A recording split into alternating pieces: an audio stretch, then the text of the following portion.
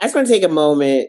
I feel like I need joy. I feel like I need for us to have a fun show today because it's just been a heavy couple of weeks for everybody, and then particularly, the OG Black Twitter / online media community lost one of our own today.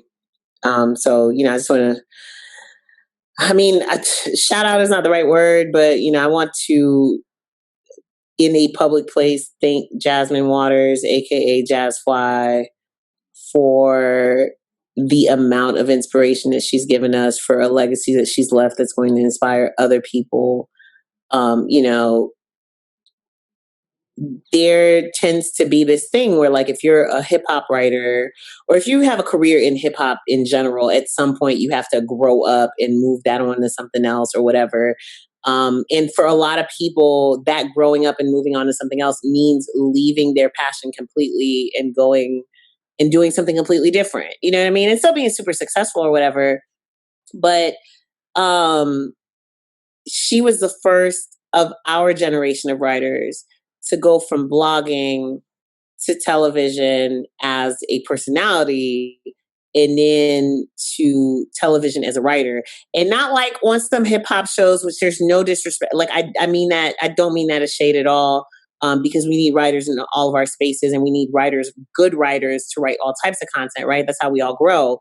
Right. But to go from being a hip hop blogger to writing on a full season of This Is Us.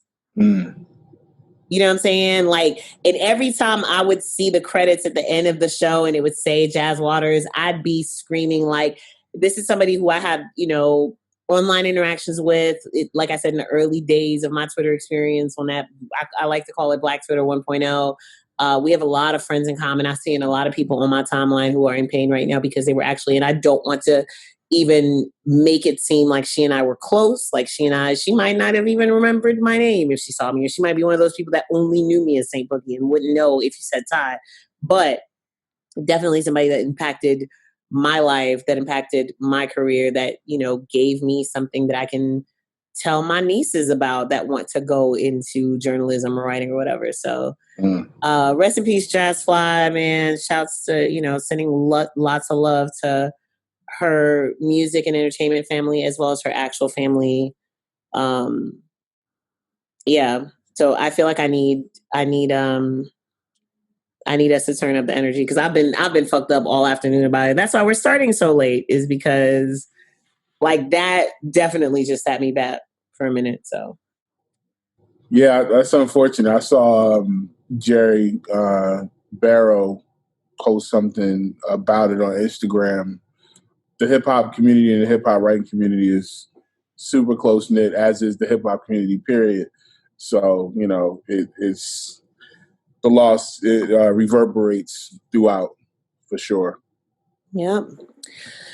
So, when I was thinking about it earlier, because I had to do this and I had to do yesterday's news, which is going to be on my Twitter page very, very late, and I'm going to act like it was up there very early, but it definitely wasn't.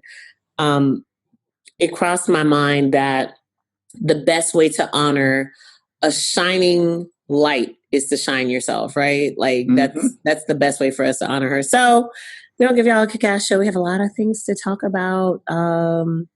Outside is kind of open again. It is. It's opening up a little bit with masks. Wait, Hey, what's up, you guys? Hey. Welcome to the Chopping Block Podcast. It's your girl, Ty St. Boogie. And this is Scissor 215. Oh, wait, my name is up there? I'm pointing. Your name's down here. Oh. But the you're below me. Okay. No, I'm above you. Hey. Y'all, clearly I can't see what y'all are seeing, but we didn't upgraded the whole setup. I got lighting. I got girls. I got a mic or whatever. So Happen. I mean, trying to be a true content creator so I can marry me a baller that doesn't have a 9-to-5 who can match my hustle. Life goal. That's a joke, because that's not what I want. I want a nigga with a 9-to-5 in insurance. Okay, that can put me on his shit as a spouse. This is the Chopping Block podcast, and that is, of course, the audio video iteration of the two most popular segments on iStandardProducers.com. Yep. One is the Chopping Block, which is our track-by-track review of albums. We are just behind, and we just need to do like a whole dump of content for you guys, because we've listened to a whole bunch of good shit this year. Yeah. But we're also rolling with the vibe, and the vibe is like, it's elsewhere, you know? It's man. Y'all gonna get this content when you get it, goddamn. It was a whole pandemic out this hole. You know what I'm talking about? And the other one is the credit check, which is the most comprehensive listing of album credits you will find on these here interwebs. And we come together once a week, Sis and I, to give you a animated version of that. I'm going to enjoy this because you are truly turned with that mic and that hairdo. I mean, you know. Let's go. Tell y'all uncles I'm out, yo. And outside, open it back up. Okay, so look, right? So y'all see how I turned on this Southwest Atlanta super heavy when I need to. So look, I am more freaked out about outside opening back up than I was about the lockdown. So I'm torn because it just kind of happened. We're just out there. Right. Like, I went to the studio for the first time last weekend, and I was just like, I'm in there masked up. Niggas trying to give me daps, and I'm like, elbow. You know what I'm saying? Like, because it's still going on. And then we got all the, the protests, which have been raging. I mean, what's it, like day 13 now or something? Coming up on it, yeah. And, that's something that we've had to be out for. And the COVID numbers are still going up. So, but we got to go back outside. We were at 110,000, I think, on Monday, deaths. Mm-hmm. They're predicting 140,000 by June 27th. I still hate saying it this way, but that's still like an infinitesimal percentage of the actual number of cases. It's still under 10%. Right. For better or for worse. But as somebody pointed out a few weeks ago when we talked about it, yes, a lot of people are surviving, but what does that surviving look like? And that's different for everybody. We got to make that a point, because some people don't realize, like, this can leave you with issues. It can leave you with lingering issues. Like, some people might be cool. Some people might have reduced lung capacity for the rest of their life. Like, it's a lot of different things that can happen. So this is not something that anybody wants to get over, even if you're in a healthy, adult or whatever it is. Yeah. So y'all continue to keep washing your hands, keep drinking your water, keep taking your elderberry vitamins. I see toilet paper is back out there. Shouts to toilet paper. Shouts to toilet paper. Paper towels or not. Oh. It's rough, man. I had to do some things at Costco to get it, get the toilet paper. Oh God. Paper towel, no things like that. That sounds like a plausible offense song in the making. I know, right? Nah, but what's not back is hand sanitizer. That's still No. So I just went to Target by North Lake, and they had a bunch. You know what? That makes sense about North Lake. You have to get outside of the city. Yeah, that's what it is. Because I know literally, they had like some this size. They had the little ones you could keep in your car. And then I got mine. I got a fresh little bottle from a gas station in Tifton, Georgia. Tifton? What are you doing in Tifton? Driving to Jacksonville. That's the halfway point. Yeah, I know. Yeah. Okay. Okay, so y'all know I'm super auntie. My best friend and my sister got pregnant the same year. Their sons are 2 months apart. So they both graduated 8th grade this year. And then my best friend's 2 sisters had sons that same year who also graduated 8th grade. So, we had a little party for the boys. Really, it was my excuse to go have a grown-up sleepover with my best friend. Yeah, it's about time you got, we got to get back out here, man. We have to. I think I'm going to go to brunch on Saturday. Tell me all about it. So somebody told me we having a meeting on Saturday afternoon, and I was like in person? I mean, like I said, everybody's back out in some form of fashion, and I'm not mad at it at all. I mean, I'm really that picture of the person looking out the window, So, like I said, I went out. I feel more comfortable going out because I feel like I know how to prepare myself. I feel like I can go out and understand like what I need to do to mitigate possibly contracting COVID-19. My problem is that people are out there like they don't even care. Right. Keep them away from me, that bro. Part. Clubs are back open in Atlanta. Yeah, I'm good on that. Like clubs, like nightclubs, like hookah, like drinks. The people that really bother me are the people who are too cool to wear masks. So I fucked around and went into Target without a mask today, completely by accident. Like I was trying to run in and run out and grab something, and I was 15, 20 steps into the store, and I was like, fuck. Well, at least but it's only one way in and one way out. So right. To go back out and get my mask, I would have had to walk past the shit that I needed to get anyway. Right. But see, I was like, what's his name? That wasn't the same energy, though. It wasn't the same, like, defiant, like... Nah, definitely not. I was like homeboy from Harlem Nights, and they're like... taking little. No, you gotta be careful coming around them aisles. Like, you come around that aisle, you know what I mean? Like, Target got them aisles where you come up out the aisle, you come around the corner, somebody with their cart coming that way, and you want to avoid any face-to-face contact. Like, well, my ass, because it was the first time that I went into somebody's store without a mask, it was also the first time that I was the only motherfucker in there without a mask. Everybody else is in there masked up except for the kids. And all the adults, I just felt like everybody was judging the fuck out of me because I'm just sitting there like, my hair is purple and I got no mask on, fuck the world. No, that wasn't what happened. Yeah, I keep two in the fanny pack. I got a hand sanitizer and I have some smaller portable ones, and I keep at least 2 pair of gloves just in case, because you just don't know. Survival kit. So. I keep a mask in the car. That's why I was so mad, because like I really it was just right there. But anyway, all right, you guys. So look, shouts to, what are they, Gen Z? The little ones? I feel like we're about to get past that. But yeah, Gen Z, I'd say. Like, are we still on Gen Z? Yeah, because what happens is we tend to lump them in with the millennials, but that's not really what it is. Because us, the Zennials / the tail end of Gen X, we keep forgetting that we're old as fuck. We are old. Like, yeah. Gen Z is your kids and my nieces and nephews. Wow. The millennial is like our young homies. Like Darren. But Darren is like the exceptional.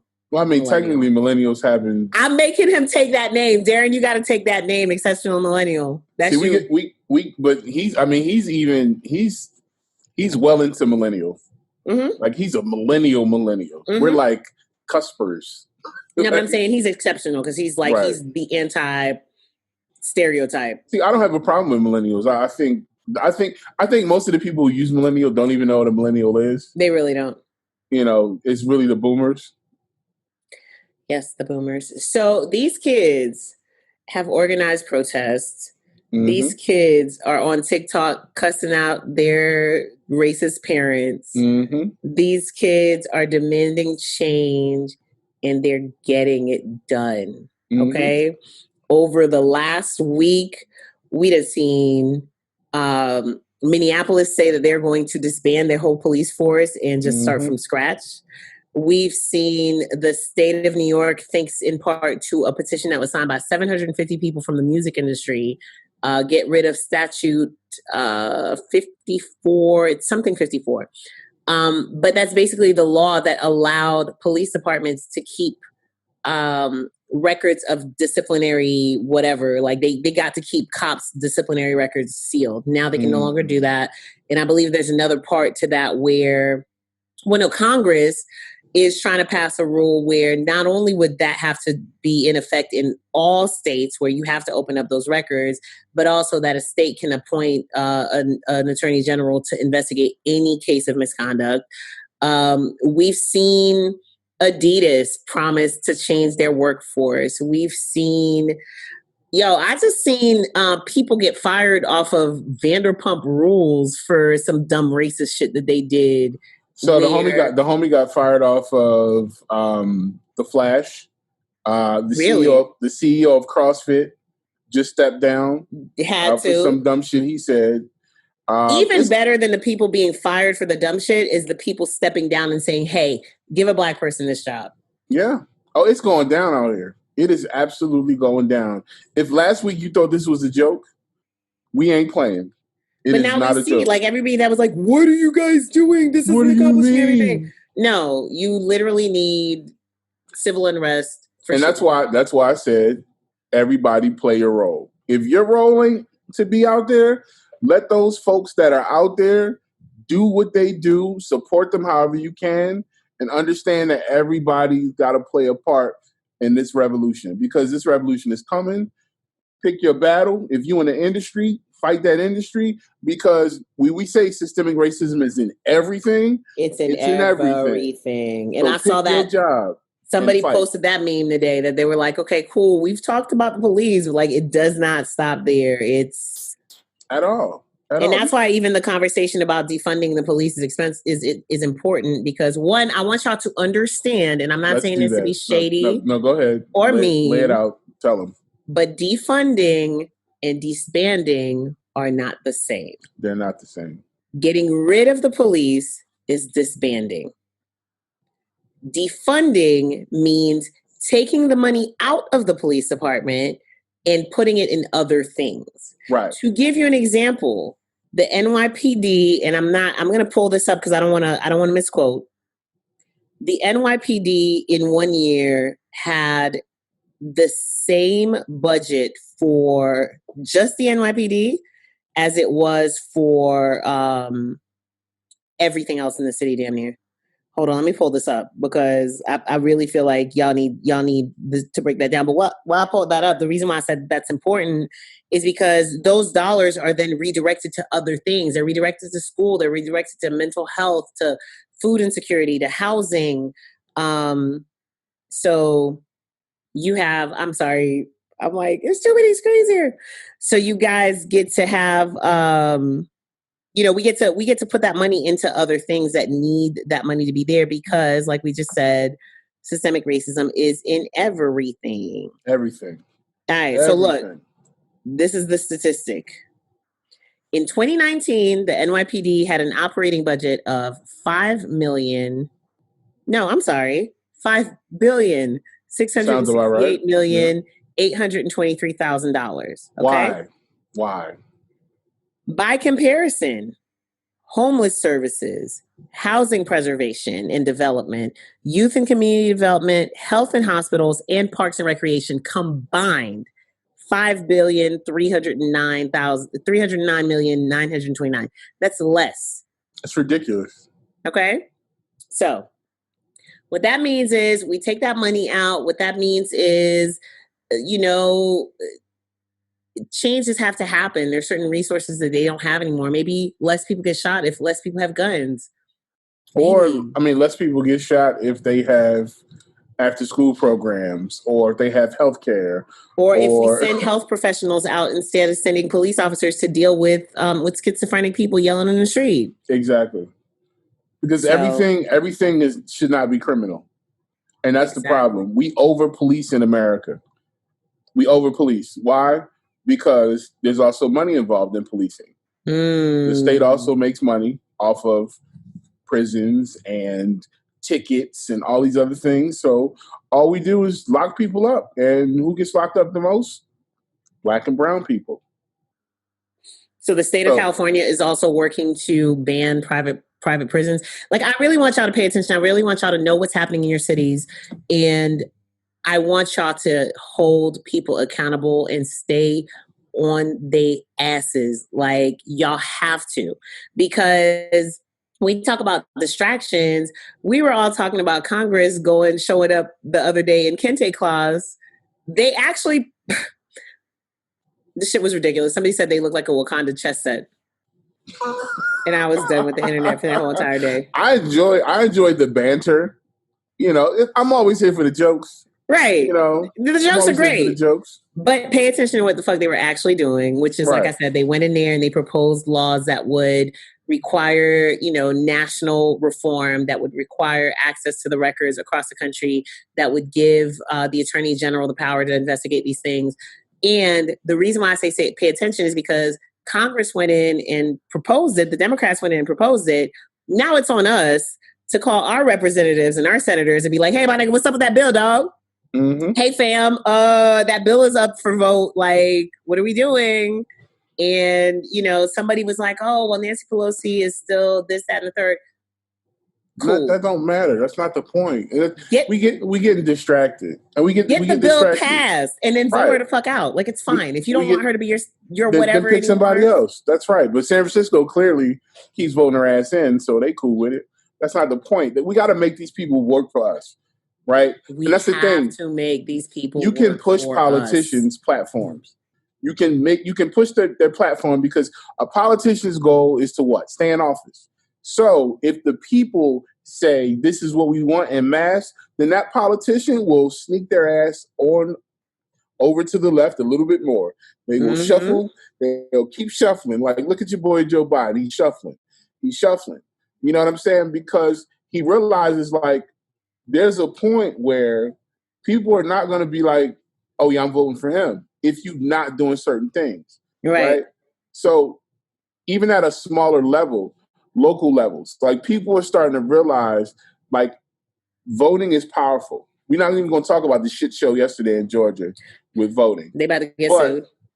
One of the things that I did want to bring up is, to your point, Atlanta had at one point said they would close the city jail. They had promised that they would close the Atlanta City Jail, and there was a protest today about that because obviously they tried to rescind or not do it. Now, voices are going to be heard because, once again, they were out there campaigning yesterday. So I believe his name's Paul Howard. Paul Howard. Mm-hmm. Right. Paul Howard is probably the guy who's blocking that from happening. And if Paul doesn't play ball, that rhyme, they're going to kick his ass up out of there. Paul Howard is also the person who chose to arrest 2 out of the 4 police officers. 2 out of the 6 police officers that were responsible for pulling those kids out of that car and tasing them and all that good stuff. And those 2 officers are suing because of that. Exactly. So there's there are people out there doing the work. There is one young lady who I follow. I don't remember her name off the top of my head, who had a voting guide for every county in Georgia yesterday. Like, here's who's up.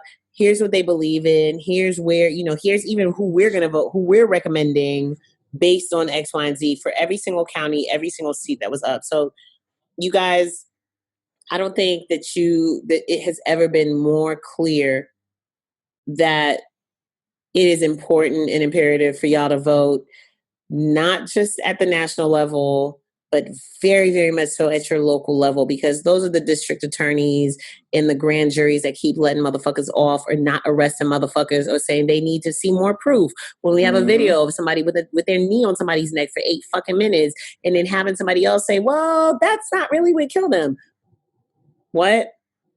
So we got that up out of there real quick too. So. And I'll say this too. Educate yourselves and vote. Teach your kids. Your 16-year-old little sister, the 15-year-old mentee that's around you, your own actual children. Like, I remember somebody once, their kid asking them what the difference was between a Democrat and a Republican. The kid might have been like 7 or 8. And the parent answered, oh, I'll explain it to you later when you're older. And I'm like, no, this is the problem. Start that civic education then. The same way that we should be starting to talk to kids about money as soon as they can count is the same way that y'all should be talking to them about voting and their civil rights. This is what people are fighting for, right? Like, the actual ability for us to exercise all the rights that are afforded to us as citizens of this country. Talk to your kids from when they're little. It would have cost you nothing to tell that 7, 8-year-old that's like 2 different teams, right?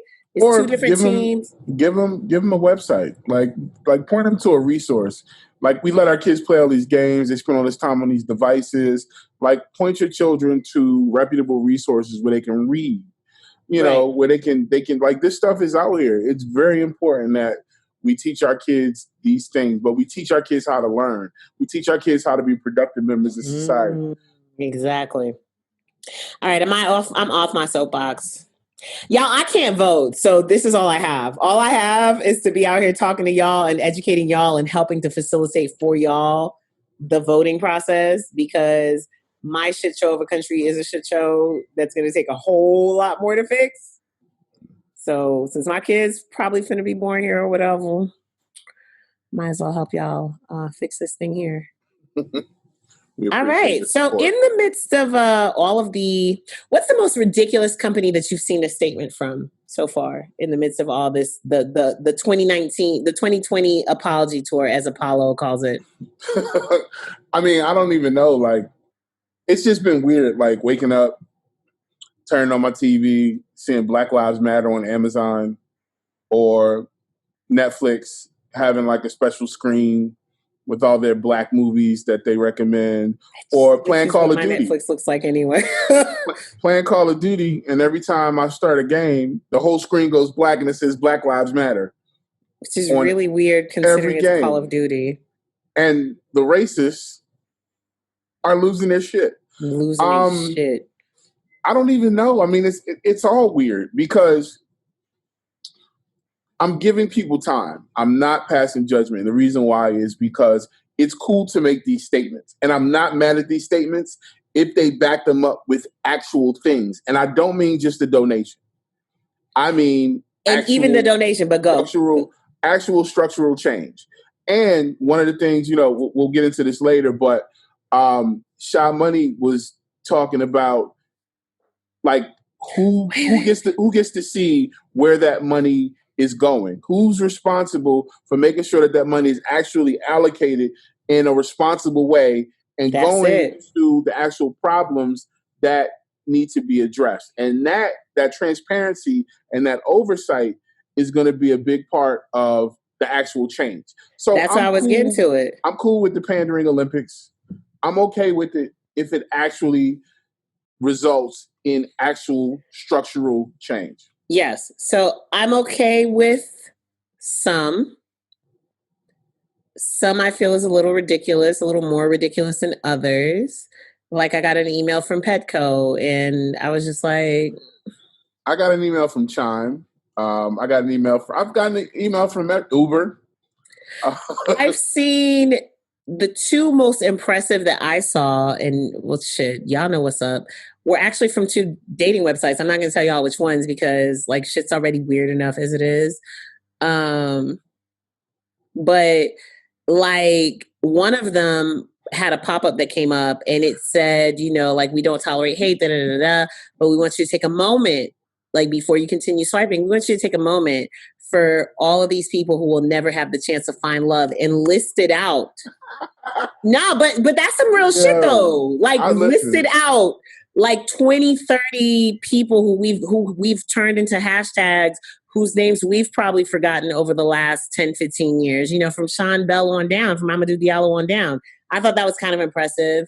And then there was another one where, you know, they sent an email and then they said, here's what we're donating our money to. Mm-hmm. We are also matching employee donations to whatever nonprofit they choose to donate to that's in support of racial injustice, you know, that's fighting against racial injustice and all that. And then they said, here's the link where you can find out where the money is going to. Okay. And that's the part.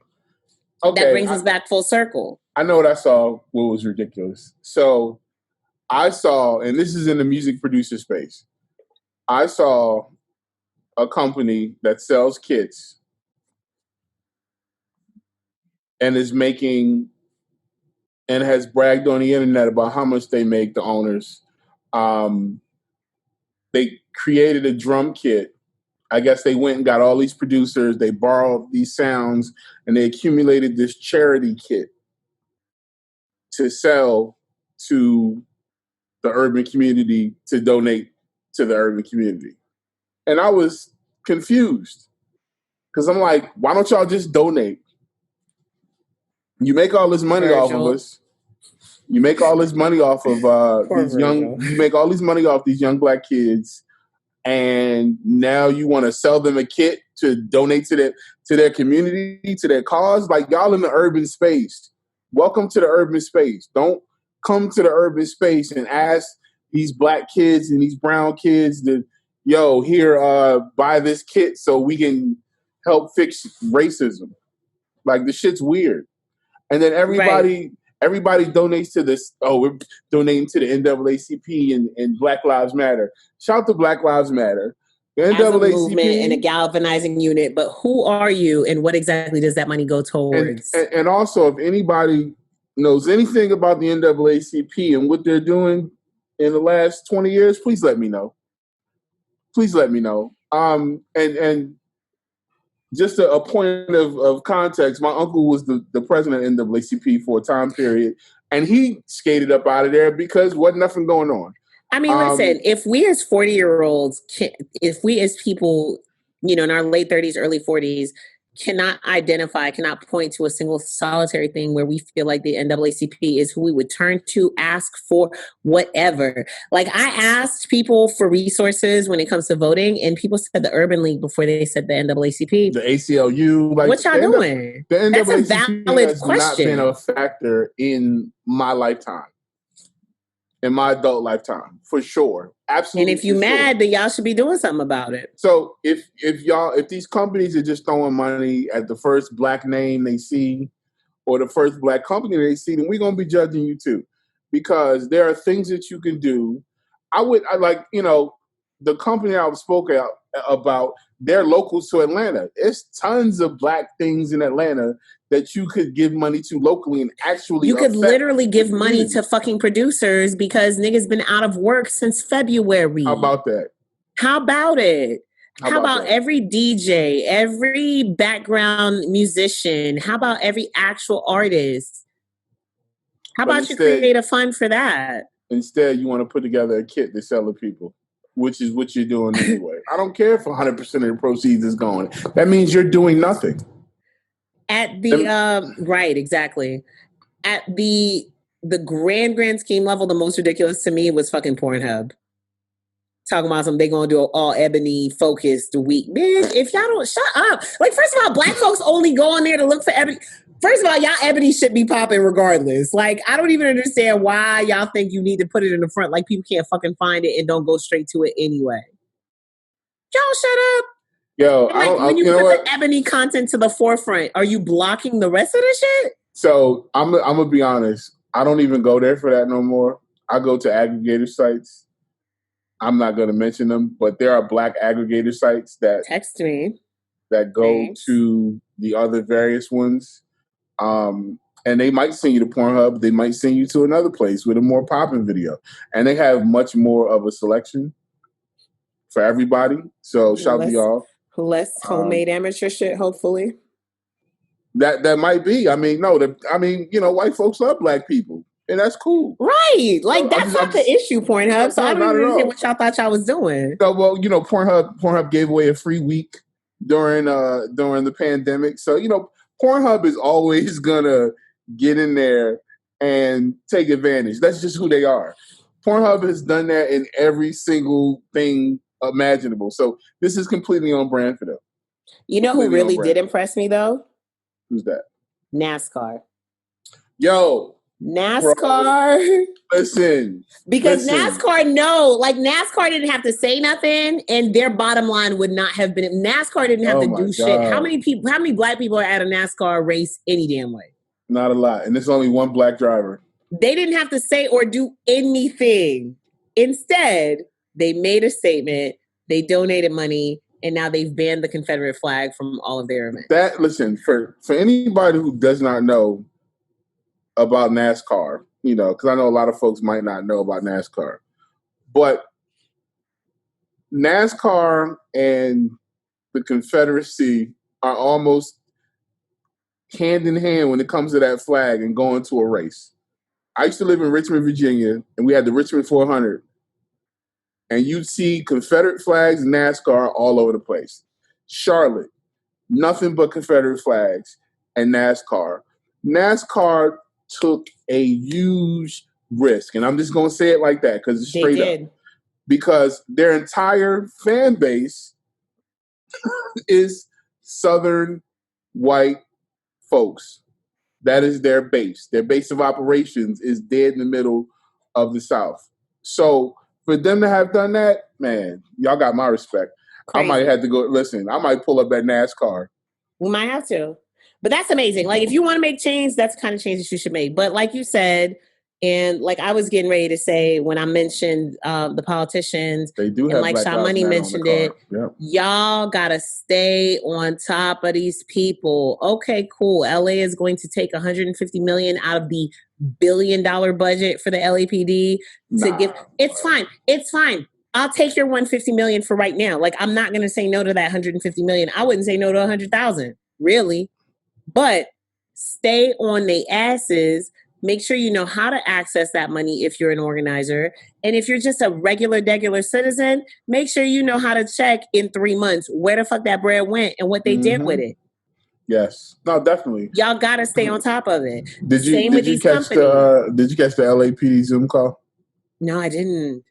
I'm pretty sure there's clips of it all over the internet. What happened? You had the commissioner and like the entire upper hierarchy, including the police chief, had a Zoom call where everybody got 1 minute to say whatever they wanted to say. Can you imagine how that went? I mean, they're literally... Sure, several people. There are so many clips. Fuck the police. I mean, there was... Please, do yourself a favor. Everybody out there, if you did not see it, go look it up. It is the funniest shit you'll see all week. Because these folks were going in, and they got cut off. So it was like, yo, fuck and then they got cut off and be the next person. And you know, the lady who was announcing the calls was so smooth about it. Like somebody could have just told the chief to go suck a bag of dicks, and the chief would just be like, "All right, so we got Johnny from Encino. Johnny from Encino, what do you want?" And then Johnny from Encino would be like, "Man." And then everybody was going after the chief and the commissioner. I mean, it was amazing. It was absolutely. People were calling in from all over the country, and people in the background. The girl talking, dude in the background, like, yo, fuck the police. Like, it was legit. It was legit. Absolutely. So the reason why Sha Money was talking about it, and the reason why I wanted to bring it up, is because, of course, you know, the more able companies, or maybe the more earnest companies, have followed up their apologies and statements with promises of cash. Mm-hmm. Comcast has promised $100 million, $25 million of which will be allocated as advertising over the next 3 years. Which is huge. Several of the labels have made similar pledges. But like you said, and like Sha Money pointed out, we don't know how to track that or how to figure out where that money is going. Right. When you say communities of color, which communities, who gets to pick? How do you choose the organization? Who within your organization is going to pick that organization? Well, part of the problem, when we get to the systemic shit, is that it ain't enough people of color pushing the buttons in those positions, right? At any of these companies. So what a lot of these companies need to do is immediately hire someone or bring in a consultant of color to oversee these situations. That's going to be key. Right.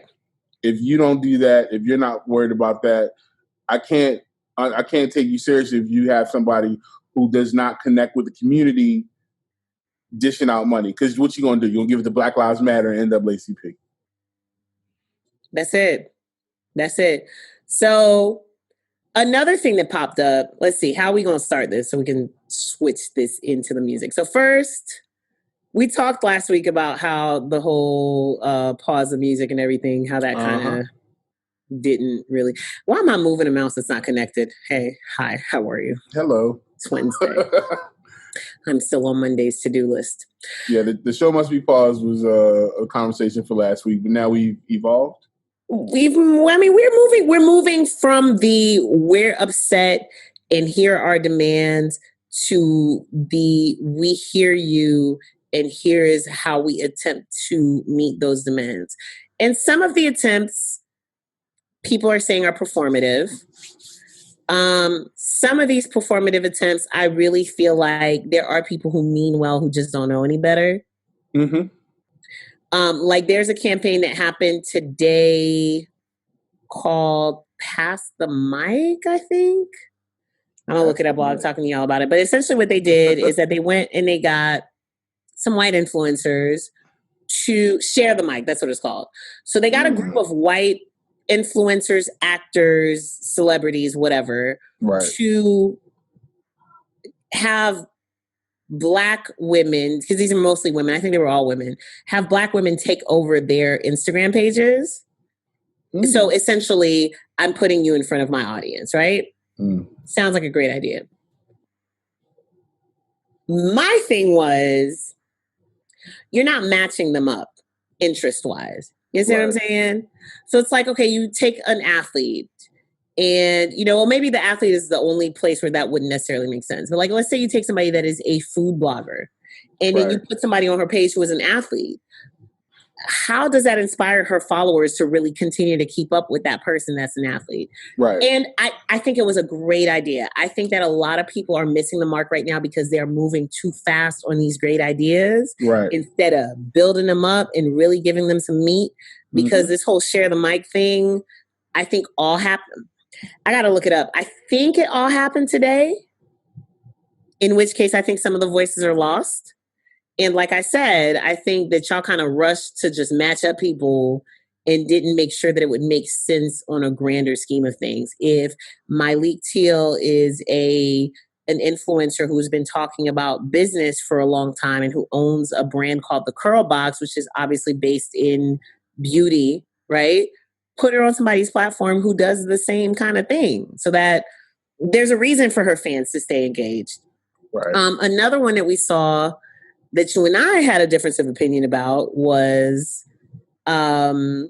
Republic Records making the announcement on Wednesday about urban. That they are removing the word urban from their organization. Right. So they are no longer classifying music as urban. They're no longer classifying departments as urban.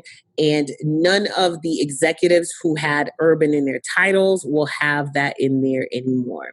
Right. And you said it was important, it mattered because urban is a dog whistle word for Blacks. And just the same way pop is a dog whistle word for whites. So urban actually means we're going to pay you less.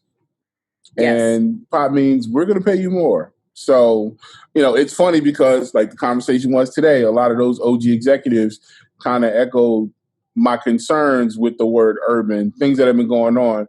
Urban. Oh, yeah, urban. That's another word for the N-word. Yeah. So here's the thing with that, though. My concerns when I first saw the article is we're taking the word away, but we're not making any structural changes to the company. Yes. So that part I agree. But once again, I said, I don't know. It's like we see this thing happening and then we haven't heard anything else about what they're doing after. Right. So had they made that announcement in conjunction with an actual move, then I'm pretty sure you'd have felt better about it. Yeah, possibly, depending on what the move would have been. Right. So for me, it's but one of the other things that you pointed out was that, it's not just a dog whistle for Black or a code for we don't have to pay you as much. It's also limiting to what they're looking for from people of color, right? Right. Yeah.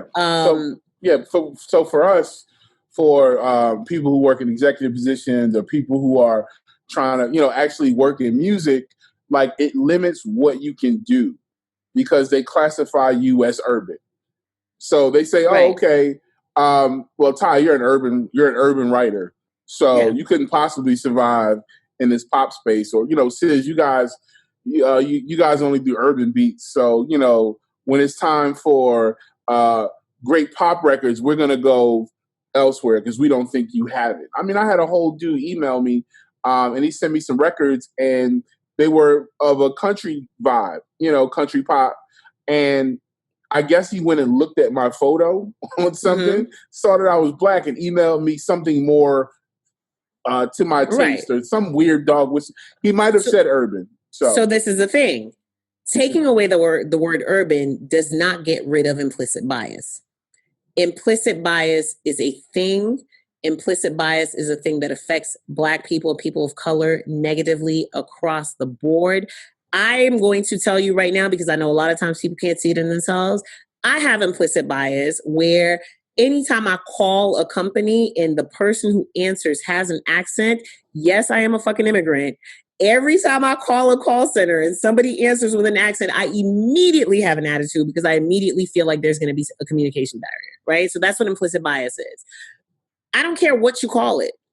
The person who is going to look at your photo and think that you're only hip hop or you're only this or you're only gospel or whatever, the person who's going to look at my hair and think all I listen to is Erykah Badu and India Reed, not knowing that I'm super ratchet, like they're going to still think what they want to think, regardless of what the labels are going to call it. That's right. But I also think that the word reinforces it. Because let's put it like this, right? So there's racism is taught, right? Mm-hmm. And if your kids come up and they're hearing these words, then they're being walked into that bias. They're being walked into it. The word is being used in a way that pretty much says this, they go over here and they go over there, right? This is cool. This is not, right? We all have implicit bias, but removing that word takes away the veil. It takes away what you hide behind. Then it makes people question, like, okay, why are you separating these things? Because you don't have a cool, trendy word to say, oh, this is urban radio, or this is pop radio. And that's why it's really important to get rid of those titles. Because I'm glad you brought up radio. Oh, there you go. Because fun fact I learned today is that the word urban came about because at one point WBLS, which was a radio station branded the Total Black Experience, was the number one station in the number one radio market, New York City, which obviously meant that it wasn't just Black people listening to WBLS. Right. But because it was branded a Black station, they could not get wider advertiser base to spend money at the station. So they changed the name to Urban to make it okay with white people. So now they had changed it from Black to Urban to make it okay for other people and then convinced us that it's a bad thing. The problem is not the word. The problem is us being empowered and having the ability to stand up and say, no, you're not going to pay me less than this person. You're not. I can tell you from looking at, over the past few years, I've seen different journalists and I'm 1 foot in, 1 foot out when it comes to the world of like freelance journalism, right? I've watched people compare and list out what they make. And I know that Black women journalists are making less than their non-Black people of color or white counterparts. That they're non-Black people of color counterparts. And I know that those women are making less than the white women who write about hip hop. And I know that those women are making less than the white men who write about hip hop. Period. Yes. This is what's happening. And these are all hip hop journalists. Right. There are options and opportunities that are presented to some of these people that are not presented to others of us.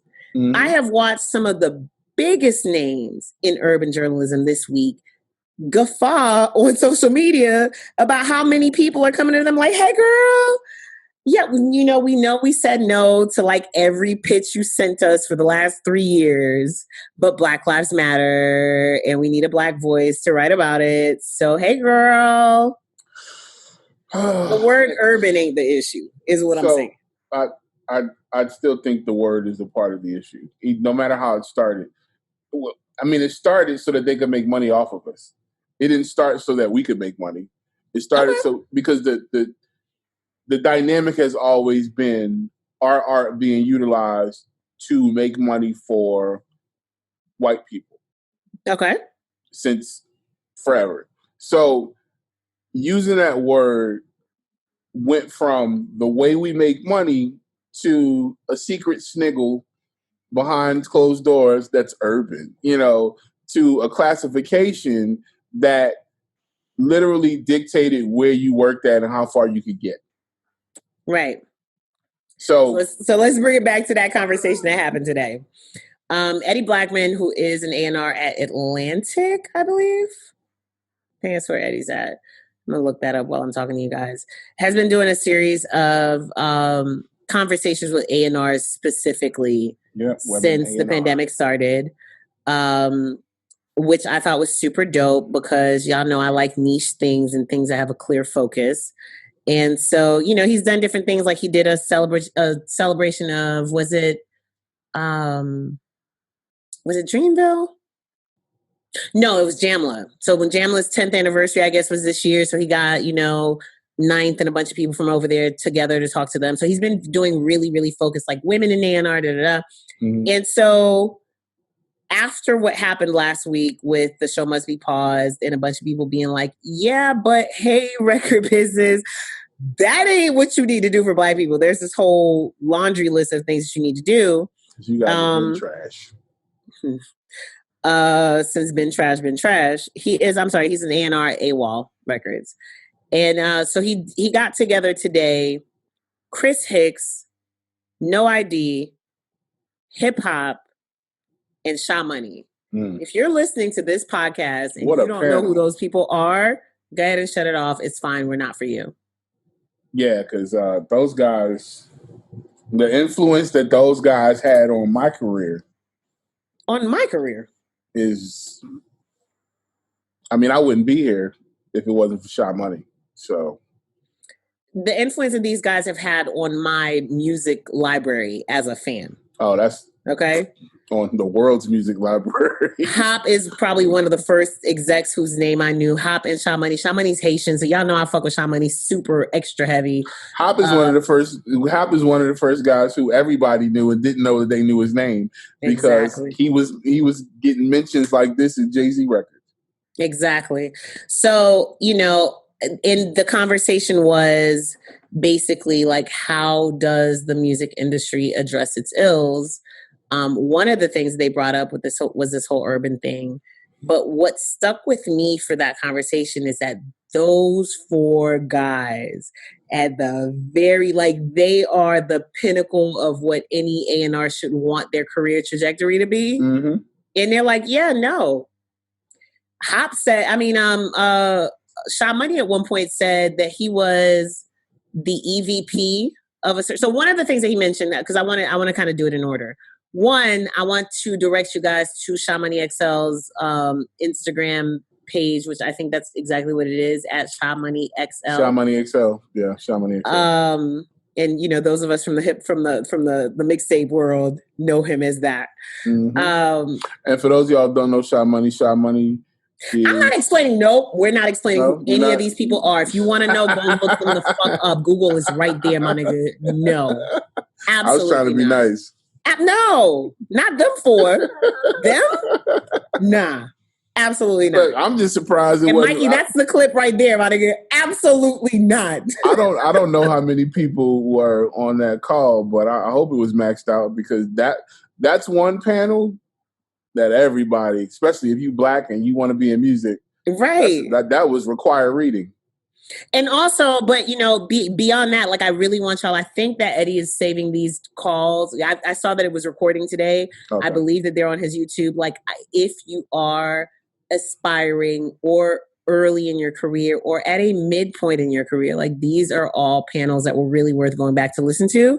This one in particular. So Sha Money posted the other day a whole list of things that he thinks are good demands for the industry. Well, actually, that was a letter from another gentleman that we posted. That was the open letter. I thought those were his words. No, that was the elephant in the room conversation. And he was responding to that elephant in the room conversation. Okay. So we had an open letter and then we had an elephant in the room. There were two different ones. So this was Sha Money answering? Yes. Okay. All right. So he has so there was an open letter that was sent to the music business by Hold on. I'm finding that now. Y'all, we be trying to prep and then we be forgetting. Because stuff just comes up. Stuff comes up. I really am just like, I can't. Okay, so Keith Harris, yes, who is a veteran industry exec in the UK, wrote this letter. From the UK, but he's worked in the States and in the UK. Okay. So he wrote this open letter to the industry like, hey, blacking out is great. Giving your employees a day off is great. Donating money is even better, but here's a whole bunch of other shit that y'all could do.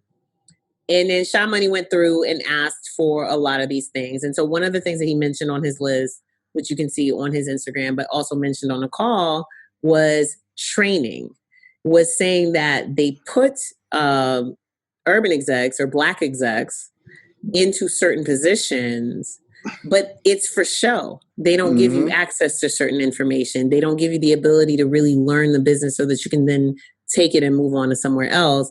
And what that does is it does us three disservices. Number one, we already talked about people just not getting paid what they're worth. Number two, it means that once you move on from that urban VP position at one label, the only other thing that you could do is go be an urban VP at somewhere else. And number three, it devalues us in such a way that they really feel like they can replace you with anybody.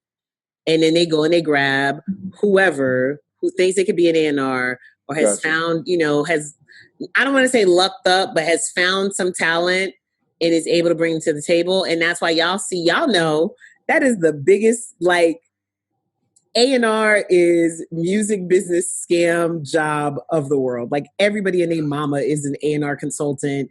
And then you reach out to your people that you know at the label and they've never heard of them. So I'm going to talk about that in a second because let's stop there. But Ronald E. Sweeney was that the actual person that wrote the elephant letter in the room. No, Ron wrote the original letter. And then Keith had it. Ronald E. Sweeney. Yeah, Keith wrote the original one. And Ronald E. Sweeney, who's a attorney, wrote the elephant in the room with the 12-step demand. Okay. And he's represented Clarence Avant, a.k.a. the Black Godfather, Eazy-E, Ruthless Records, Lil Wayne, Irv Gotti, Puffy, James Brown, Public Enemy, DMX, Ja Rule. Like, he's been in the game for a very long time. And he was talking about how he's done these mega $1 million deals and felt like they were talking at him. This is a high-powered attorney representing some of the biggest names, the biggest black names in entertainment. And he's gotten this perspective where he's been in a boardroom and seen the bullshit from the top down. So he wrote this 12-step plan about black dollars and how much we're generating on behalf of this system and how we don't have ownership. And, it was excellent. So somebody forwarded to Sha, and then Sha threw his expertise and everything on top of that. So that's where we are. So I took like little notes from this call because they really were like going in with so many things. I thought, to me, what was eye-opening, like I said, is this idea that a Chris Hicks, a Kyambo Joshua, a No ID, a Sha Money XL could be who they are and still be dealing with this, and this is where we talk about systemic. We talk about being the executive VP of a department and seeing a meeting. I believe that. I know he took one job at Def Jam, and then I believe he was the EVP at Epic. And seeing a whole bunch of your counterparts going into a meeting, and then when you say, why am I not in this meeting? They're like, oh, we need you on creative. Don't worry about it. We need you to wrangle the creatives. Don't worry about this money stuff. We don't need you to know how the budget gets worked out. We don't need you to know how the actual business of your department runs.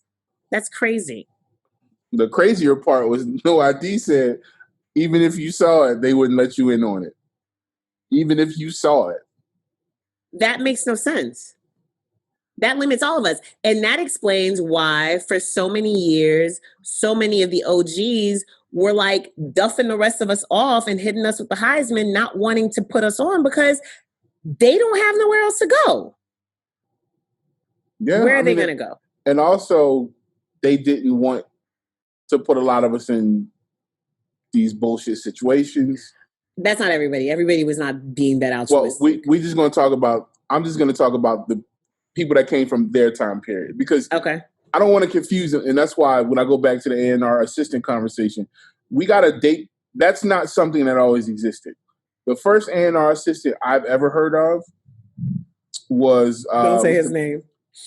I'm not going to say his name, but he worked for Wayne Williams, Kevin Shine. I'm sorry. And listen, this is not a slight to Kevin.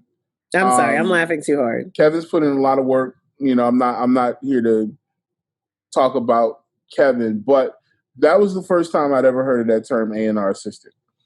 And it really meant you don't actually work for the label. You work for that guy. And then that thing became powerful. But this was as the music business was evolving. So I look at anything. I came in the music industry before the shit hit the fan. Right. So learning from guys like hip hop, learning from Lenny S. and Sycamore, even as a 19-year-old, when Sycamore was head of A&R at Atlantic at 19 years old or 20 or whatever crazy young age he was. Learning from those guys and seeing what they went through, you even knew back then, like, they didn't have any power. I remember when Sycamore quit his job. You're the head guy at Atlantic. Why are you quitting your job? I went to NYU. I sat and watched him tell us on the panel.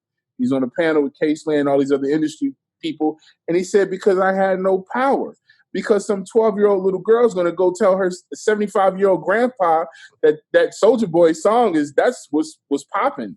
So that 75-year-old is going to call us into a boardroom and say, I need more of those records. Right. Put all our money on that. It's like blackjack. Put all our money on 13 Black. You know what I'm saying? Like, I don't care what y'all bringing to the table. So they're out there trying to find real talent. I remember Sick was working with a lot of my homies. I remember cats would not sign us because they was like, these ain't the deals for y'all. Y'all not going to like what y'all get. A lot of us got real rap from these dudes. Now, these new A&Rs, they came in the stream world. But and I'll say this too. Man. I'll say this too. There are probably still people right now that will say, nah, this ain't what you want. And when you're on the receiving end of that advice or that wisdom, depending on where your life is at, you may listen to it. You might. Or you may go around your big homie and then go break your teeth on your own. Right.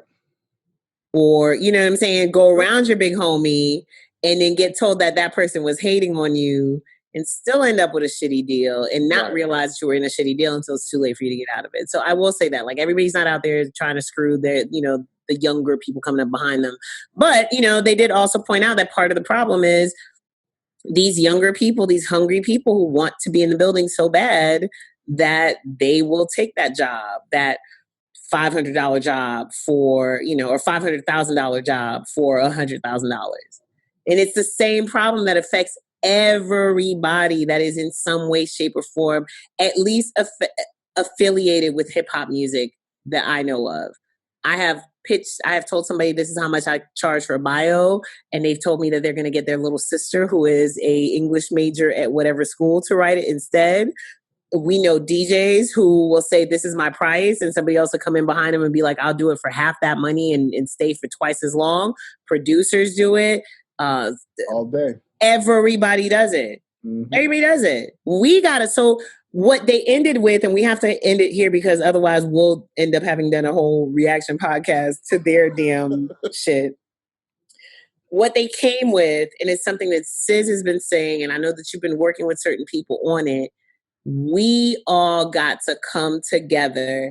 And this goes beyond music. This even goes into the protest. Like, now that we're past the protest and now that we're asking for change, we really need to figure out a way for us to sit down together, whether it's city by city, region by region, whatever. Sit down and figure out what we need within the music business. Maybe the producers need to be over there and the songwriters need to be over here and the artists need to be over here and whatever. But we gotta all come to the same page. Otherwise, Sis is going to go ask for something, and then I'm going to come in behind him and accidentally lowball him, and then we're right back where the fuck we left off at. And here's what my concern is. Just to piggyback off of what you're saying, we had these great conversations with these OGs, right? But we all know that in the Black community there is a disconnect, right? There's a disconnect between the OGs and the generation Z before us, right?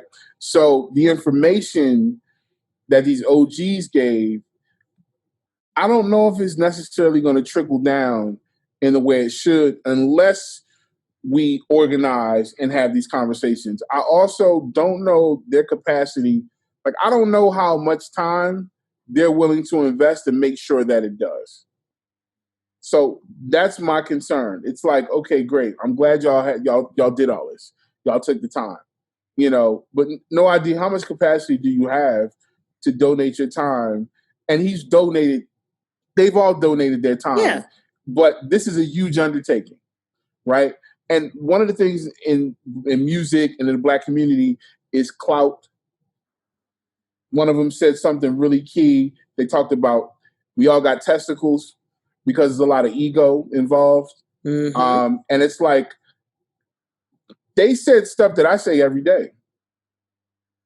I rail about everything that they talked about every day. But who's listening to me? Some people. But my range is limited, right? I don't even care if people are listening to me.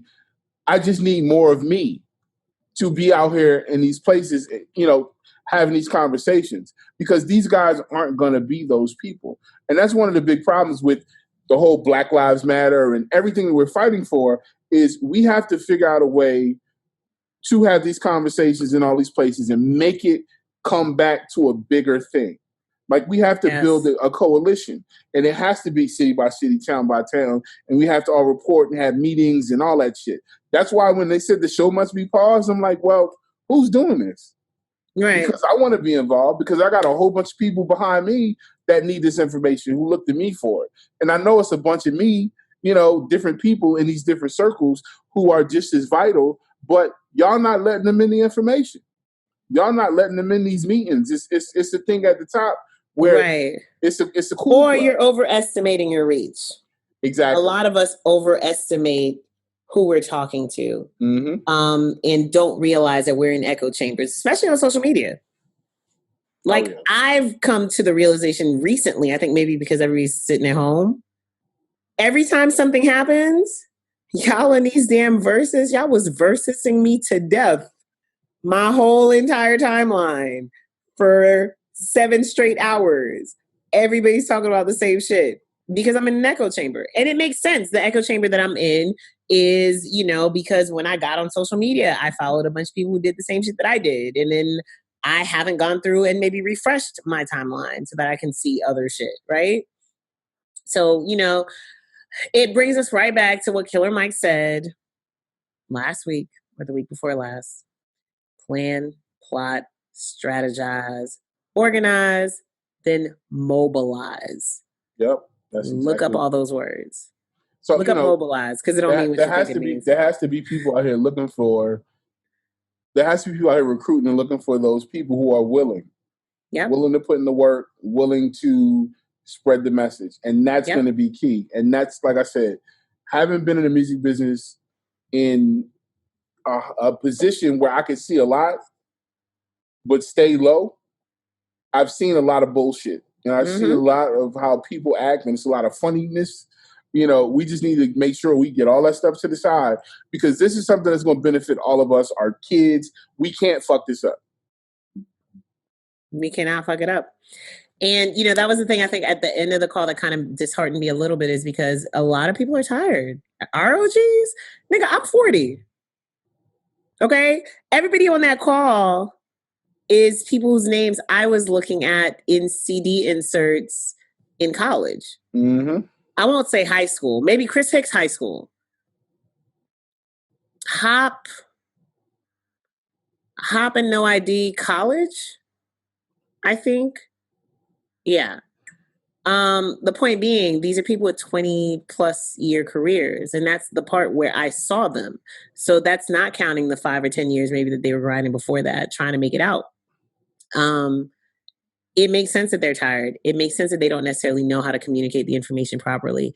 It makes sense that, these kids now, I don't want to say these kids nowadays, enough OGs have been assholes to the kids for the kids not to pay attention to what the OGs are saying. Facts. Yep. Facts. And enough of the kids are assholes just in general and think they know everything and don't want to listen to the people that came before them. Because they've never had to. It's a big thing. And we got 3 generations primarily of trauma, right? Where we need to link up and fix some shit. Mm-hmm. Let's just say the crack era, you got the people who were teenagers or adults when that shit hit. Then you had us who were babies, and now you have our babies, and our little brothers and stuff. So we got to figure out how to close that gap real quick and create dialogue between the 3 generations so that we can progress forward and really make the change that we've all wanted for a long time. So especially in music, man, because I spend a lot of time trying to make sure that these younger kids really understand, but you gotta respect them. You gotta give them a little bit of respect to get respect. So that's just how it is. Real talk. All righty. Let's actually talk about some music. Sure. I actually listened to some this week. I did too. Not a lot of albums, but a lot of singles out there. So here's a question for you. Do you feel, what is the ratio you think of people who are making protest music because they're really fed up and their heart is really in it, and people who are making protest music because that's the quick lick to hit right now? If I could talk. From everything that I've heard, I'd say it's mostly people who are actually affected. Okay, I agree. And the reason why I say it is because the people that I'm hearing from, I've heard their pain music before. So it's not like, some random person who's just never made this type of song doing it. For me, I'll say it's not even just the fact that there are people who've done it before. I'll say it's also in the lyrical content. Like, so Juicy J dropped a record called Hella Fucking Trauma. Hella Fucking Trauma, yes. And you're like, it's Juicy J, right? Mm-hmm. And it starts with his regular drop. What'd Juicy say? Shut the fuck up. So you're like, all right. But then you go and you listen to what he's saying. It's like, okay, Juicy had something to say. Yeah. Juicy had some things to say. So he did that. That was definitely on point. Trey Songz dropped a record. Loved it. Oh, man. I loved it as well. I felt like it was missing something, though. I just felt like it sounded too much like that guy we hate. Which one? Oh, yeah, it did. But he's been known to. I mean, I think that he's always kind of. It makes sense. Like, who else were you going to grow up listening to and emulating? But other than that, I thought it was pretty cool. When I say I felt like it was missing something, this is what I mean. You remember Trey Songz? You remember J. Cole dropped the song right after Mike Brown was killed? And it was a whole big deal because he recorded it like in one take and he was singing and his voice was hoarse through it. I forget what it's called. I think it's called Break Free or something like that. I wanted that Be Free, that's what it's called, J. Cole song. I wanted that Trey Songz song to give me Someday We'll All Be Free. I wanted it to give me Marvin Gaye, What's Going On. And it was almost there, but then it just wasn't. I don't know what it was about. I mean, it's a really good song, but I just don't feel like it's a song that's going to stick. And maybe they don't have to be songs that stick. Right. But I think good protest music, that's why you can go back and listen to what's going on right now and be pissed that it still applies. But even if it didn't still apply, you would understand what he meant then. You know what I'm saying? I don't know. Maybe I was looking for too much from Trey Songz. Yeah, I just heard a good song. I mean, I listened to it twice, so it felt like it was on topic. Only thing I really don't have any complaints about the song. Meek Mill dropped Other Side of America and it went on CNN and told them about his record, which is a big, huge deal. Shouts to Mike Brinkley and Meek's team over at Rock Nation. That one, I felt like Meek has that voice. This is really what we need Meek to be doing anyway. I mean, when it comes to Meek, Meek speaks for me. If I had to say somebody speaks for me, Meek speaks for me. The stuff that he says applies to me directly growing up in Philly. We grew up in the same area. Everything that he said, he was talking for me. So y'all want to know how I feel, talk to Meek. Talk to Meek. Jim Jones kind of surprised me a little bit. Jim Jones dropped a record called The People. So I feel like a couple people were going to be surprised, but I'm going to take it back to Come Home With Me, Jim. One of my favorite verses is on Come Home With Me, on Cam's album, Come Home With Me. And the verse Jim dropped on there is it's in a similar vein of the verse that he dropped on here.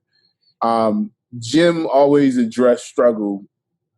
And I wasn't a big fan of Jim rapping back then. Probably still not, but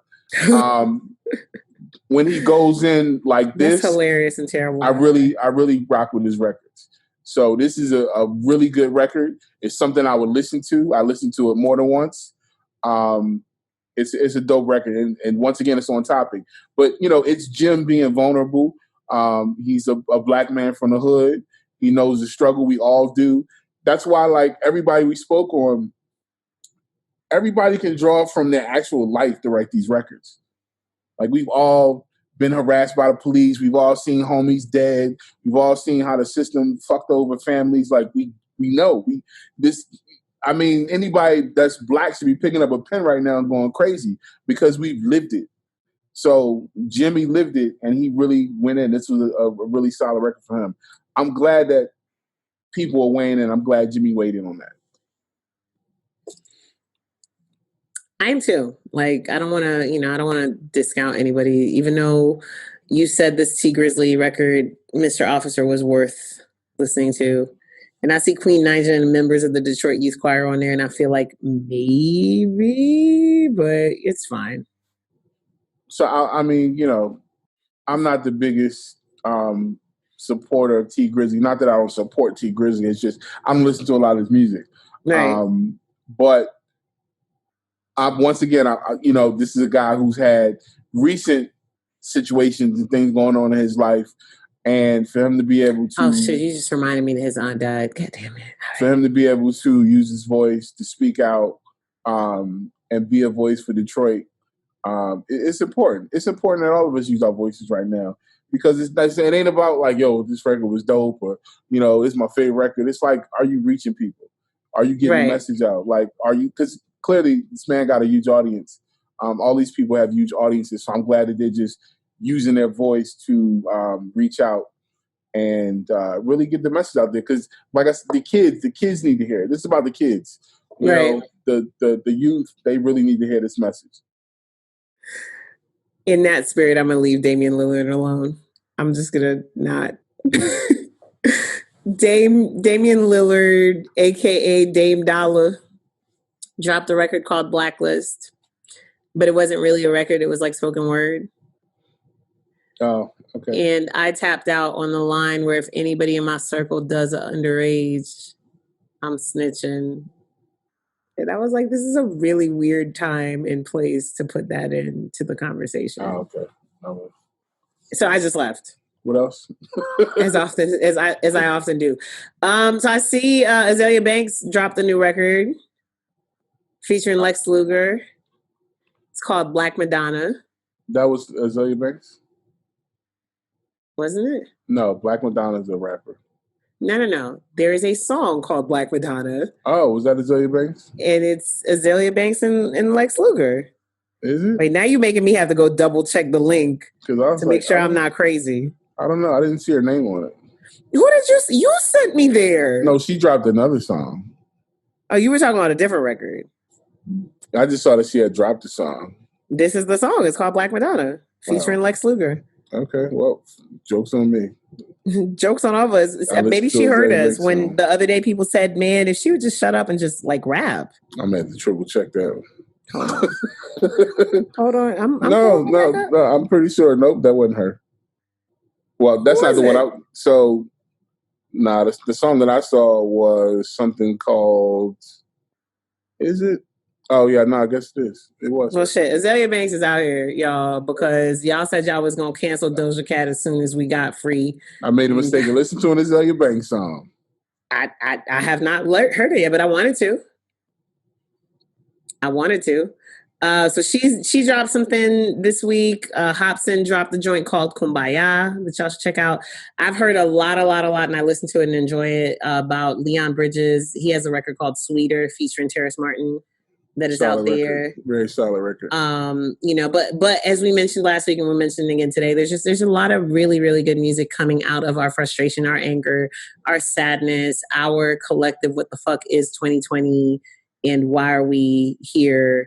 And then there's Dave East with the record Menace in the video that's just a take on Menace to Society because Dave East gone Dave East. Yeah, I was listening to it. I didn't even watch the video, and it was like 3 minutes before the song came on. Right, that was the whole homage to Menace to Society.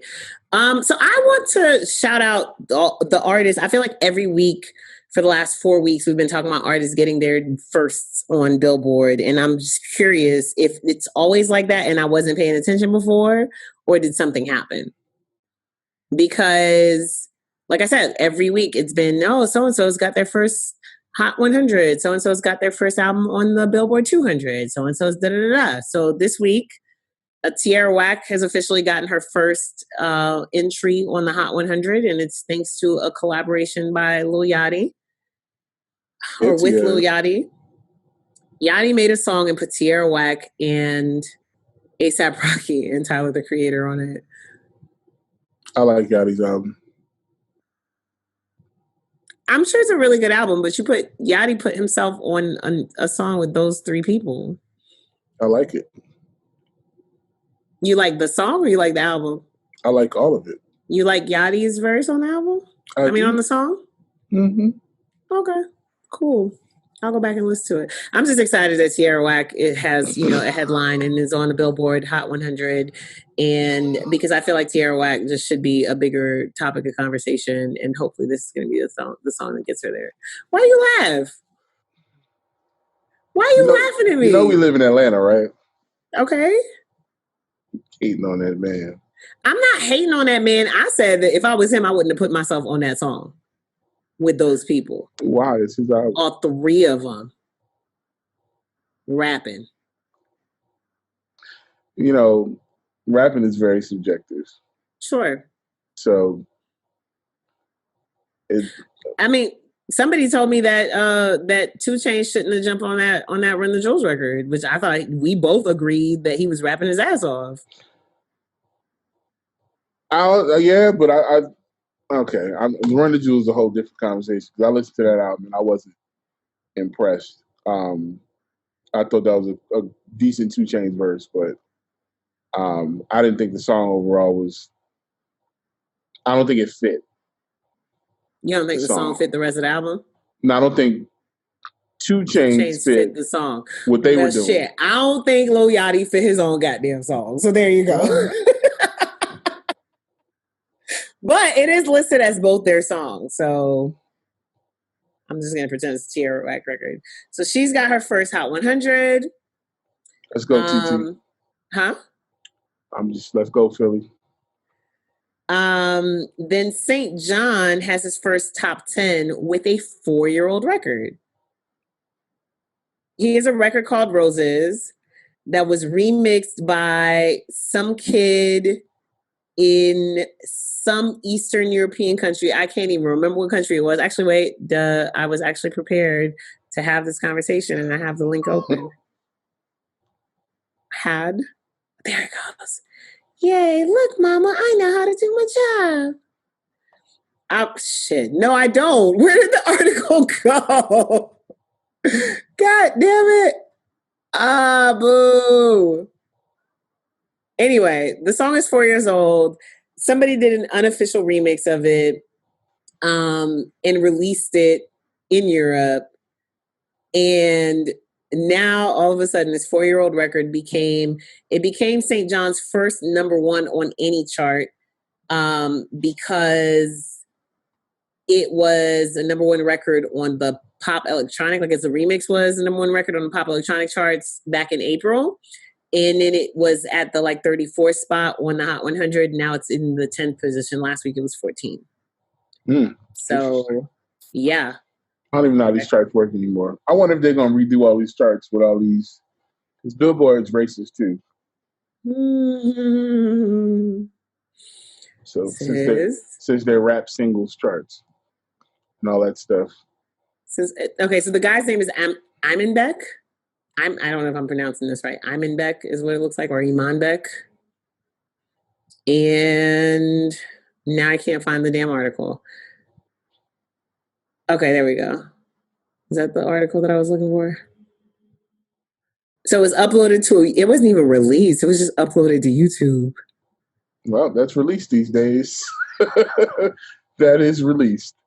But see, the bottom line is, you guys, if your stuff is done correctly, you still get coins. It don't even matter. Don't.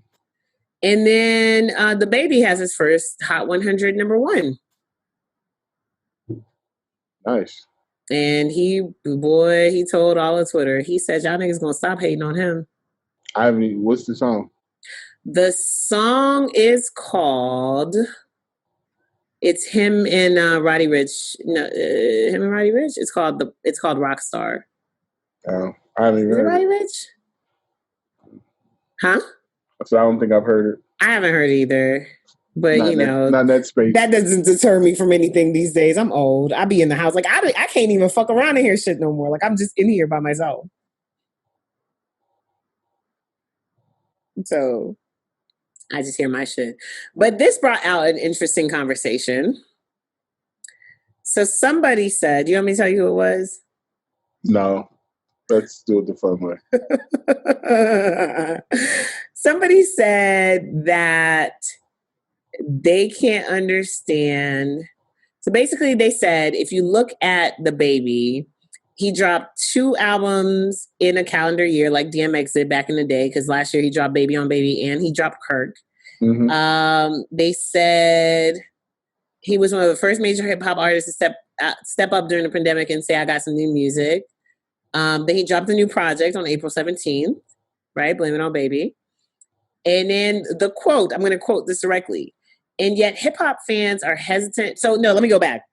It went back to, at one point, somebody posited that Drake, J. Cole, and Lil Wayne should be the new version of the Biggie, Jay-Z, or Nas conversation. And so now this person says, and yet hip hop fans are hesitant to place the Baby, Roddy Ricch, Megan Thee Stallion, and Lil Baby in the space where Drake, Cole, and Kendrick are. Not Wayne, it was Drake, Cole, and Kendrick. I'm done. What are we talking about here? They said the young crew has been consistent over the past 2-3 years with social media reach, fan engagement, fat streaming numbers, multiple gold, platinum certifications, and impact on the culture. What is this, Pitchfork?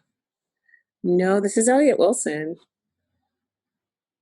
Holy, what the fuck? Okay, Elliot, you taking your job at the streaming company way too seriously. So Elliot has, like a lot of people, a lot of freelancers, Elliot has a newsletter on this. There's this platform called Substack.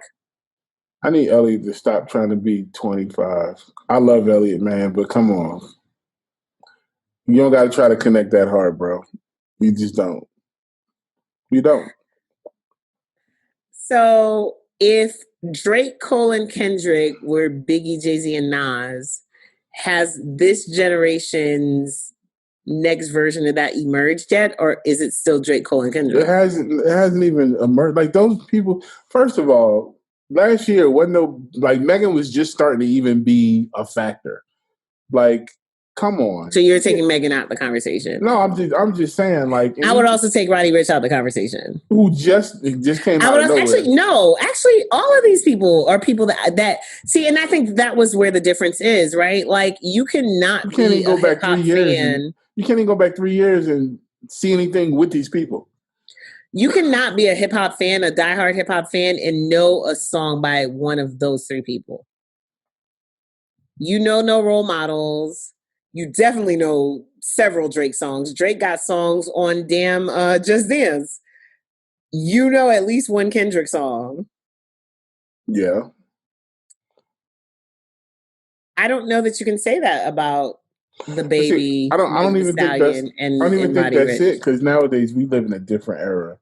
And if you just want to judge it off of popularity, like, come on, people come and people go, right? How many people we seen be somebody and then, you know, a year and a half later, they're nobody? These people haven't even been out a year and a half in a prime position. Like, Megan's been out, but Fever was not even a year ago. And Fever was just a mixtape. She just put out her first album.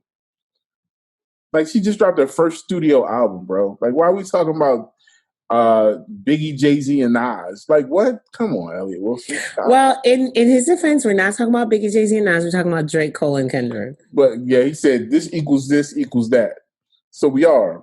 And even then, it's like, first, come on, dog. Drake, like, we putting these people, like, shout out to J. Cole. God bless him. But we putting these people in the same conversation as Drake, Aubrey Graham, Drake. That Drake? Which one? Which people? Cole and Kendrick? No, the new kids? I'm talking about the new kids. Oh, okay. I'm talking about all the people. And you know, and let's talk about the people that let's talk about how we, you know, let's do just direct comparisons. Let's talk about how would we skip Cardi for a Megan, or has Cardi been quiet for too long and y'all forgot that she just put out an album? You know what? Shout to Cardi for using her platform to uplift and educate, to constantly speak out on issues, even when people try to shut her up. She made a really touching post about Breonna Taylor. She's been using her platform to be political and unapologetic and call for freedom and justice when she don't have to. But even still, when you look at the most streamed artists of the last 3-4 years, she's up there. So are we that microwave? Like, oh my God, she hasn't had a single in the last 3 months. So come on, dude. Like, really? And I love Megan. I'm a huge Megan fan. I was a fan of Megan Tina Snow I'm a fan of Megan as a person. I'm more of a fan of Megan than I am of her music. Well, I'm a fan of her. I've been a fan of Megan's music since Tina Snow. So no, I don't have a problem with her music. I'm just talking about in the context of the conversation, because Elliot Wilson ain't know shit about Megan at Tina Snow days. So, you know, she started popping. Now she's popping. That's cool. And this ain't even about Megan, but it's like Roddy Ricch. Like, come on, dog. He had a single for a couple years. Why didn't you say Old Town Road? Why didn't you say Lil Nas X? Lil Nas X? Well, Lil Nas X only had... He's got an EP. I mean, he's got... I don't... Listen, man. I just... Seven sold a shit lot of records. Like, he's one of the highest selling artists. I mean, just off of that one song. But he had a bunch of songs on there that did amazing.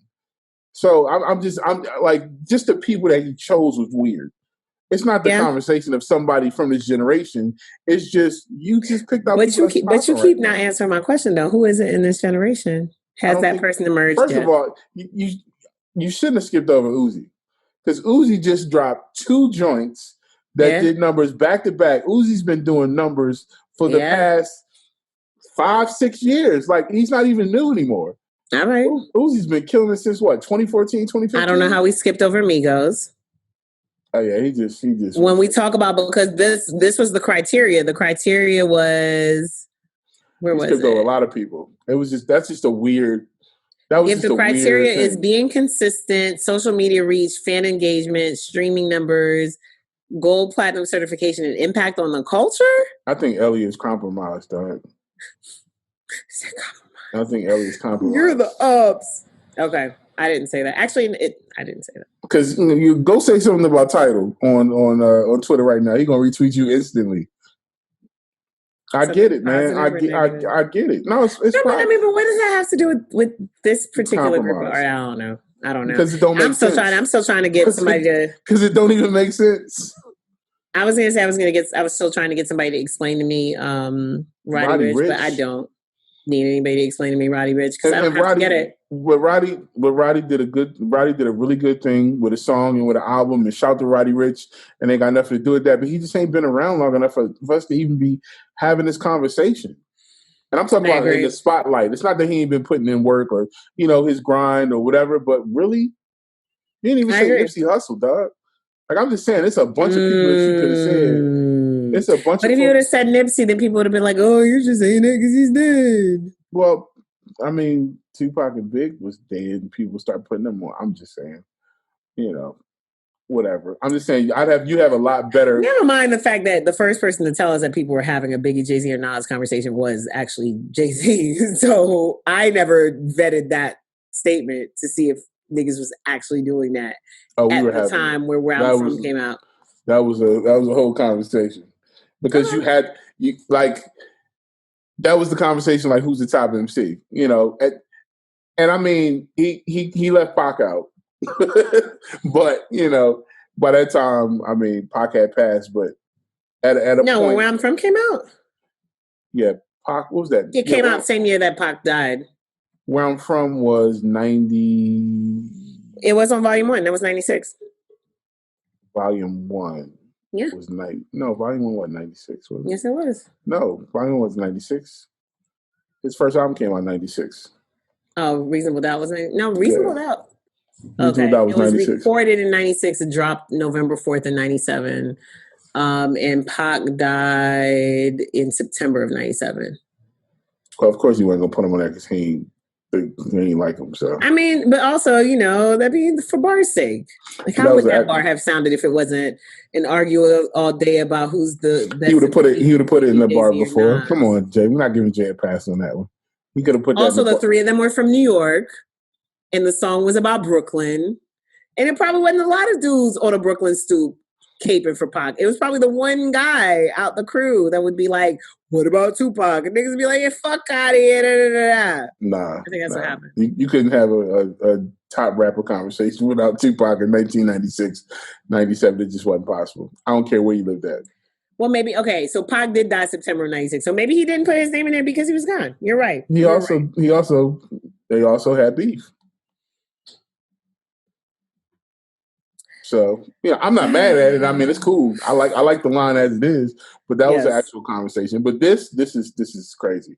I'm ludicrous. And I'm saying that I could ask a bunch of young people, like, if we want to go there, I could ask people, Gen Zers or whatever, and they wouldn't say those people. You act like they was born yesterday. Come on, dog. Like I said, Uzi, right? Because I'm sitting there thinking about my nephew who's 14, and my nephew would probably throw a bunch of other people in media. Like, come on, dog. Uzi's fan base is retarded. They are rabid. Yeah, I don't really know how Uzi got skipped. You're right. I don't know. All right, we're like way over time. Did you listen to anything new this week? You said you listened to Run the Jewels, but technically that came out last Wednesday. I just listened to singles. I didn't listen to any albums. Okay.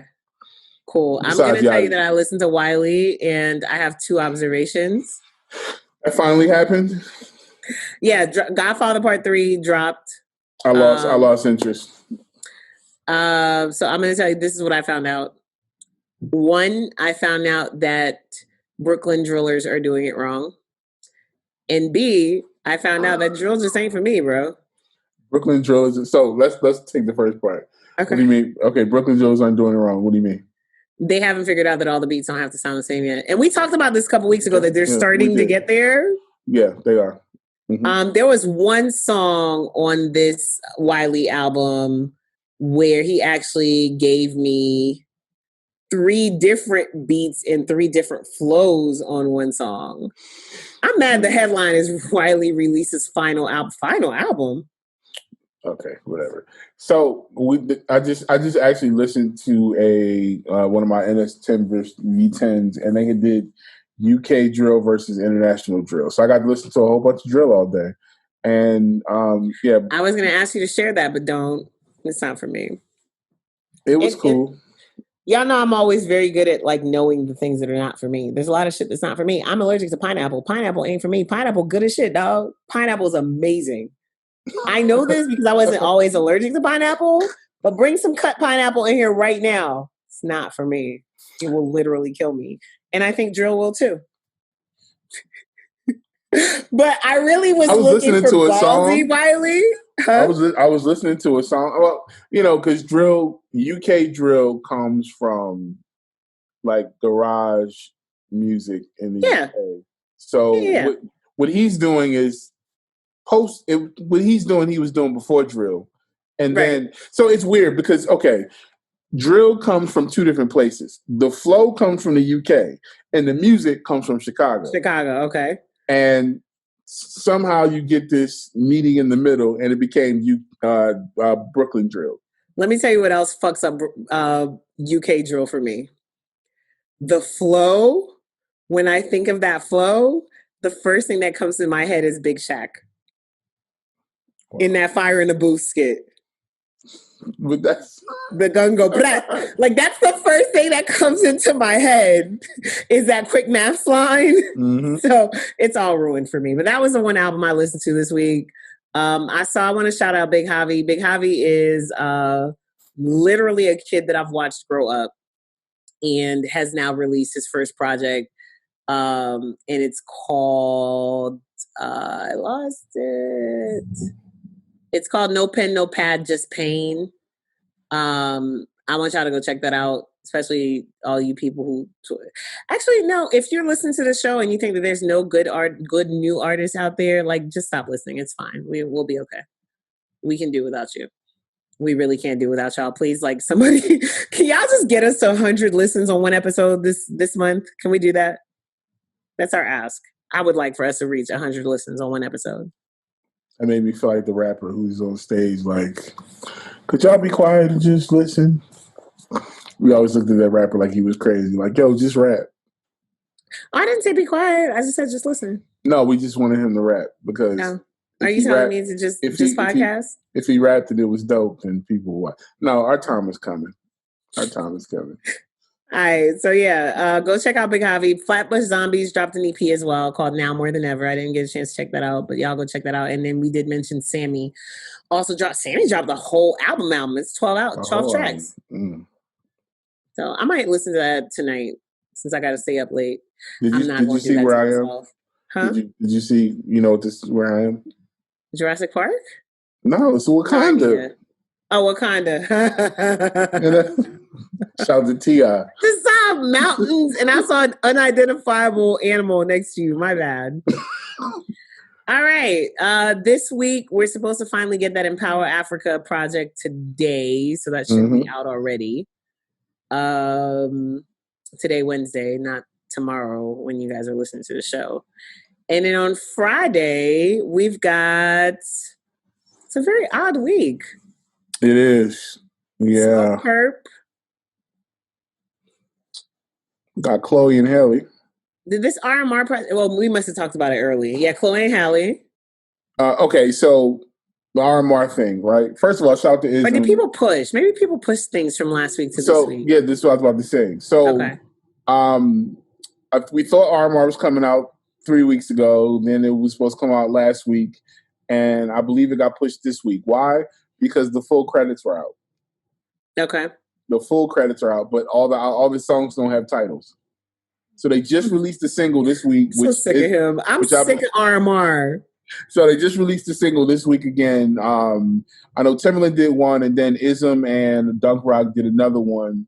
So that means Ism has 3 of them. Also, shout out to Ism for finally getting recognition for meeting his MDRC. Fuck APG. What does that mean? What? That means he met his publishing requirement. Thank you. So they tried to screw my man, but he just got 3 records on the RMR joint. So that's coming out this weekend. The post is already done. I'm just waiting for the other song titles. That's funny. That's it. Mr. Easy and Empower Africa, which I didn't mention last week because it was supposed to come out last week, but I think just a lot of people really did push their things. It's called One Day You Will Understand. It's an EP. It is 4 songs long. And I'm going to definitely listen to that today. And then, Chloe and Halle, RMR. I saw Smoke Perp on here on the list of things coming out this week. Looks like who else? We got Dizzy Dizzy Wright. Wright, Dizzy Wright and Demrick. Who is Denmark? Because Blaze this with looks us like something too. they've done before. Yeah, because this is part 2. Yes, exactly. That's what made me figure out that this was something they did before. I'm gonna make you really laugh. One of the songs on this list, it says 3 of 11, like they have the lyrics for 3 of 11 songs. But I thought it was the group 311 coming out with a new project, because that's what's been happening all year, right? Is old people coming out with new old shit. bands back out. Did you listen to Gaga? When did Gaga even drop? Was that 2 weeks ago now? Yeah, I missed it, but I did listen to the song with Ariana Grande, and it's not my cup of tea. And I like Gaga, but that one just, I don't know. I guess I'm just not, I don't know. I'm just not in the mood for it. Pineapple. I love pineapple. But it ain't for everybody. Whatever you're not eating, just send my way. Whatever comes my way is going to get cooked and eaten cooked, because I can eat it when it's cooked. Is Little Peep dropping this album today? Who? This is supposed to be his post. Little Peep passed away. Oh shit! I'm sorry. I can't be mean to dead people. You're right.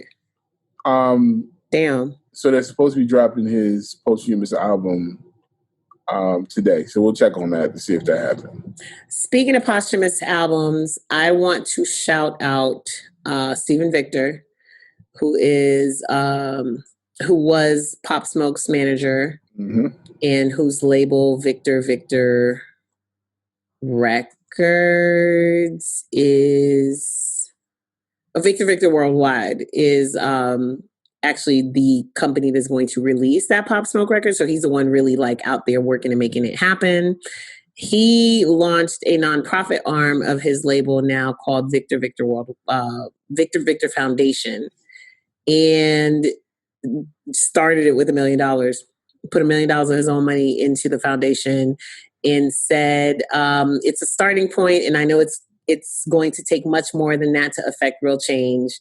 And in his statement, basically, he said that he is trying to do his part to continue the fight to affect systemic change, to support economic empowerment for our next generation, and to aid in the needs of our community. What I want to reinforce to you guys and to you kids is that there are people out there with money that will support your endeavors. And now is the time to have conversations with these people. Y'all over here trying to get Stephen Victor to sign you. And maybe you should be doing something else with your life. Like writing a business plan. You know how important it is to just write out what you're going to do in a succinct way and hand it to somebody versus sending them a DM? Or jumping into a great conversation on Zoom and telling people that your album's available. Ooh, that was terrible. It was a shit show. So next week, you're going to get all those where the fuck have you been? So you got Bob Dylan. Oh, God. You got Bauer. Remember that guy? Yes. Bauer and Just Blaze had a song out at one point. You got Jason Mraz. How did I know who you were talking about as soon as you said Jason and paused? And Neil Young. Yeah. So, and Switchfoot. Whew.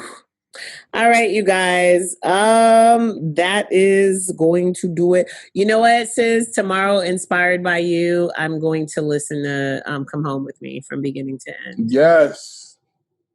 I've never heard that album from beginning to end. No, I was hoping you weren't going to say that. No. You know, that's what I do on Thursdays. I find some shit that y'all niggas really thought I should have heard by now. You know what? Before you do, text Just and tell him you've never heard that album.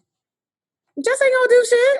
Just text him. Just Blaze and I had a conversation on social media last week about some shit that he had a hit record on that he has never heard from beginning to end. Some shit that he's like one of the only people that has the original, like all the joints, and he's never heard it. So if we were friends on Facebook, like me and Sis are, you could go and find that conversation and know what album we're talking about. But y'all can't be my friends on Facebook. So Just can't tell me nothing. I just want him to know that you've never heard one of the best bodies of work he's been involved in. I'm gonna do it on Facebook, and I'm gonna tag you in the comments so you can see what he says. Please do. I might pull up on you. I might pull up on you with a mask and listen to it with you. And that would be fun. Let's do that. Or, at least like on Skype or something. And while I'm fairly certain I have heard this album from beginning to end, because I listened to Magna Carta Holy Grail today again, because I'm in that small minority of people that, it's not one of Jay's classics. I like it a lot. I love that album. It's like 4 songs on there that I could really just do without. Right. Like I pretend everything after BBC didn't happen. Right. And I enjoy BBC even though it's ridiculous. But everything before BBC is great. And then somebody said, you really, I hate that album, but I love Kingdom Come. And I was like, what? So I went and I listened to that again. And as I was listening to that, of course, because I had made a comment on Facebook, of course, you can't talk about Jay-Z albums without niggas bringing up Reasonable Doubt. And I said, you know what? Have I heard Reasonable Doubt from beginning to end?